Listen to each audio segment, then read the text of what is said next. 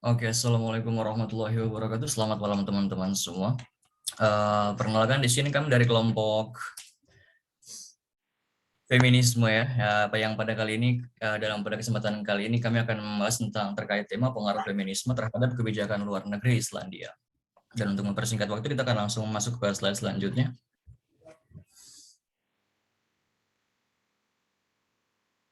Oke, jadi dalam pembahasan pada kesempatan kali ini ada 4 poin penting yang akan kita bahas. Yang pertama ada pendahuluan dan latar belakang, disusul dengan perkembangan feminisme di Islandia.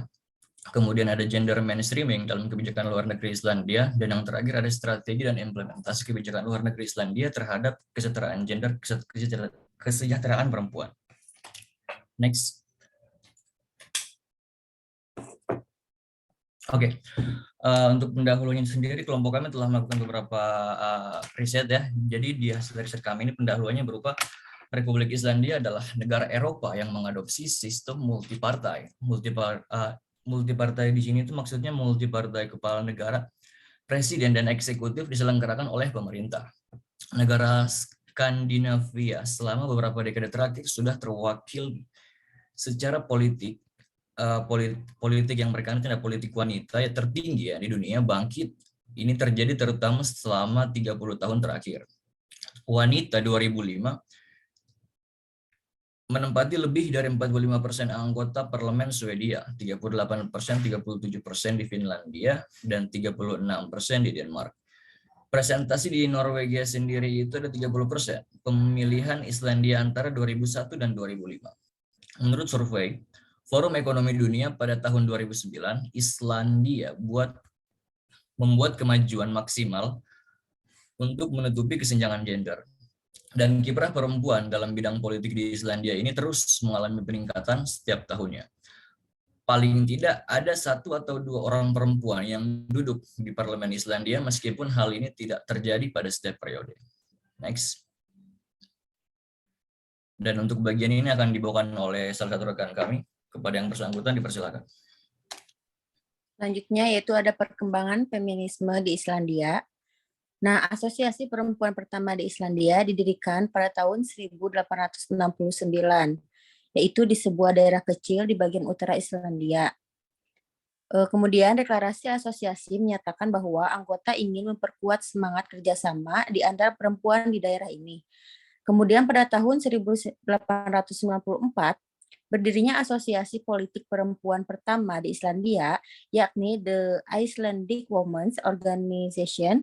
Tugas pertama organisasi ini adalah untuk mengumpulkan dana dari masyarakat dalam rangka membangun sebuah universitas di Islandia. Nah, organisasi ini kemudian memimpin yang dalam hal ini dapat disebut sebagai perbedaan partisipasi politik perempuan dari satu protopolitik. Di tahun ini juga berdiri juga The Icelandic Women Rights Association, di mana pada awalnya fokus utama dari asosiasi ini adalah mengenai hak pilih perempuan. Next. Selanjutnya ada gender mainstreaming dalam kebijakan luar negeri Islandia. Kesetaraan orientation merupakan tema lintas sektoral yang berarti bahwa semua proyek pembangunan dan upaya kerjasama berkaitan dengan kesetaraan orientation. Pengaruh utamaan kesetaraan orientation adalah exposition jangka panjang diarahkan pada administrasi dan pengembalian keputusan dalam masyarakat. Atas alasan inilah, Islandia mendukung proyek-proyek tertentu, mendanai dan terlibat dalam organisasi yang tujuan utamanya adalah mempromosikan dan meningkatkan kesetaraan orientation serta pemberdayaan perempuan. Penekanan ditempatkan pada hak asasi manusia, kesetaraan orientation, perdamaian, dan keamanan antara lain dengan mengurangi kemiskinan, ketidakadilan sosial, ketidaksetaraan, dan kelaparan.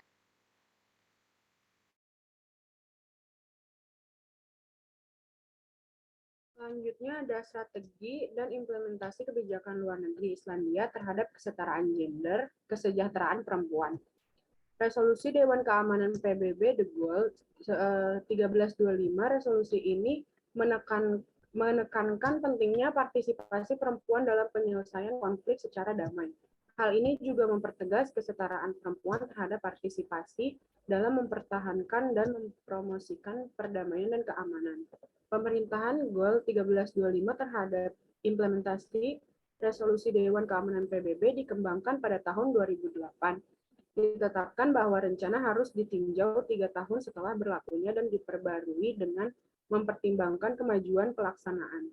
Improvement Cooperation 2011 sampai 2014 yang diadopsi dari Altini pada 10 Juni 2011. Strategi ini berdasarkan UU nomor 121 2008. Next. Kemudian kesimpulan, selama beberapa tahun terakhir Islandia memiliki representasi politik perempuan tertinggi di dunia. Islandia seperti negara-negara Nordik lainnya memiliki presentase perempuan yang tinggi dalam parlemen. Perkembangan feminisme yang begitu pesat di Islandia sangat berpengaruh terhadap sejumlah kebijakan-kebijakan. Pemerintah Islandia memutuskan untuk fokus terhadap rekonstruksi pasca konflik dan akses bagi perempuan untuk terlibat dalam negosiasi perdamaian di negara-negara konflik.